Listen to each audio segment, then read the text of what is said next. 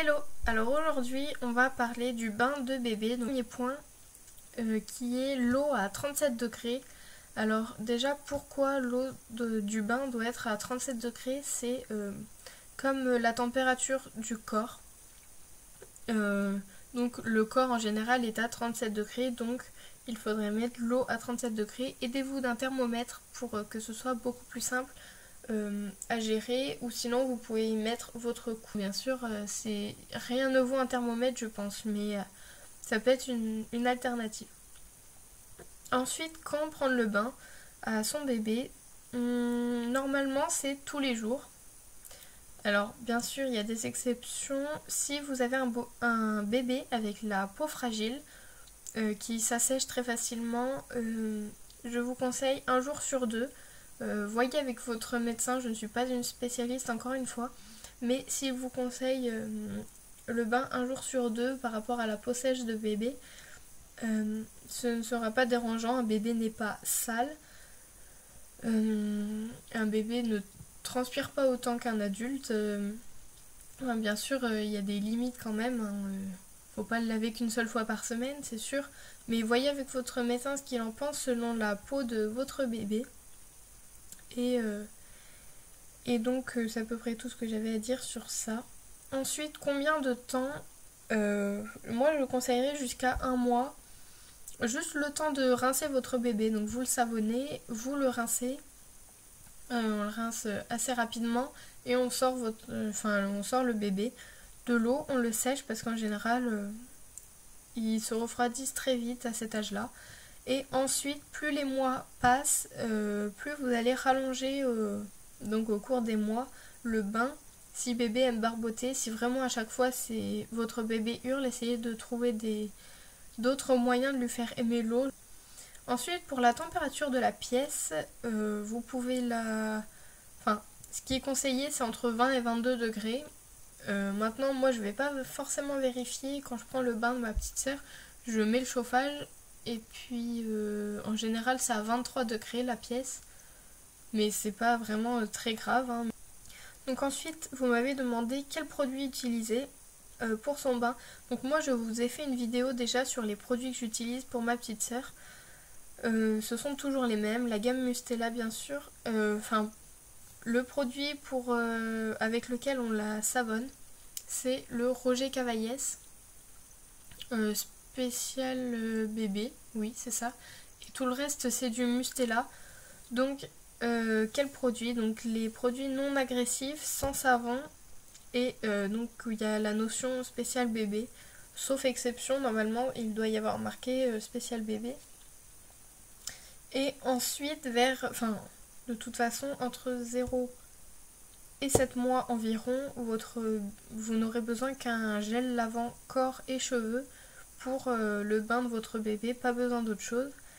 Et par contre, attention, j'ai eu pas mal de commentaires sur des parents qui me demandaient si on pouvait utiliser des huiles essentielles pour mettre dans le bain de bébé. Alors, déjà, il faut savoir que il ne faut pas utiliser d'huiles essentielles pour bébé jusqu'à ses 5 ans normalement. Mais vous pouvez utiliser des huiles de bain pour bébé. Et encore une fois, je vais vous dire souvent ça, mais voyez encore une fois avec votre médecin si vous la conseille ou pas cette huile, ou voilà. Parce qu'il peut y avoir des problèmes d'allergie, etc. avec votre bébé. Donc mieux vaut prévenir que guérir, comme on dit. Ensuite, une question, est-ce qu'il faut utiliser un gant de toilette? Alors, maintenant, chacun a son avis. Le gant de toilette peut être très bien comme il peut être pas bien du tout. C'est réputé quand même pour être un nid à bactéries, à poussière pas forcément, sauf si vous le laissez vraiment à l'air libre des mois, des semaines en tout cas. Mais c'est réputé pour être un nid à bactéries. Une fois que le gant de toilette est mouillé et qu'il a servi une fois, vous ne vous en resservez plus, même si c'est 1 heure après, parce que les bactéries se développent dedans et vous n'imaginez même pas les problèmes que ça peut causer, et donc le changer à chaque bain. Ensuite, un conseil, tout avoir à portée de main. Ça peut être...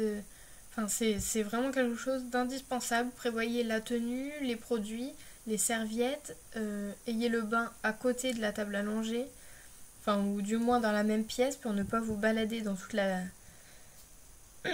dans toute votre maison ou votre appartement, enfin en tout cas votre logement. Excusez-moi. Et puis donc ayez tout, donc la tenue, les couches, etc. Ensuite, avant-dernière chose à vous dire, vous pouvez donc jouer avec votre bébé, ça paraît évident. C'est un moment de complicité entre le parent, ou enfin l'adulte en tout cas, qui donne le bain à son bébé, ou à un bébé, peu importe.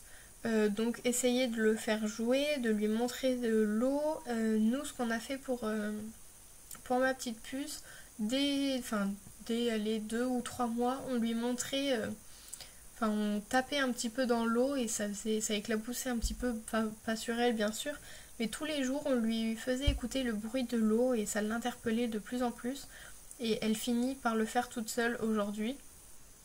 Donc c'est en lui apprenant pas mal de choses qu'elle y arrive. Donc essayez d'y aller petit à petit tous les jours. Chez votre bébé, ne frottez pas avec votre serviette. C'est bon, pas mal de personnes ont le réflexe de faire ça. Quand vous séchez, vous frottez comme ceci, hop, là on sèche. Sauf que pour un bébé qui a encore plus la peau fragile que nous, il faut juste tamponner. Donc vous prenez une serviette sèche et vous tamponnez comme ceci. Et insistez bien sur le cou, donc pas mal les plis du cou, parce qu'un bébé a on a l'impression qu'il a toujours la tête posée sur les épaules, on va dire. Et puis il y a souvent des plis dans le cou, donc essayez de bien sécher, interpellez votre bébé pour qu'il lève la tête, ou essayez justement de